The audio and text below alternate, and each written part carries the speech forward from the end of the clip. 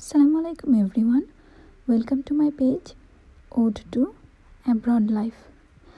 আজ 8 March international women's day.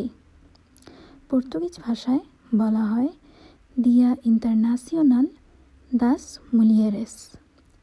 দিয়া international Das মুলিয়েরেস। নারী দিবস পালনের যাত্রা শুরু হয় নারীদের ভোটাধিকার অংশগ্রহণের মাধ্যমে। আর পর্তুগালের নারী ভোটাধিকারের ইতিহাসে ক্যারোলিনা বিয়াত্রিস অ্যাঞ্জেলো হলেন সেই নারী যিনি প্রথম এই অধিকারটি পেয়ে থাকেন। 1911 সনে ভোট দিয়ে তিনি প্রথম পর্তুগিজ ভোটদানকারী নারী হিসেবে পর্তুগালে এক নতুন জাগরণ তৈরি করেন। তবে পর্তুগিজ নারীদের ভোটাধিকারের ইতিহাস আরও বিস্তৃত।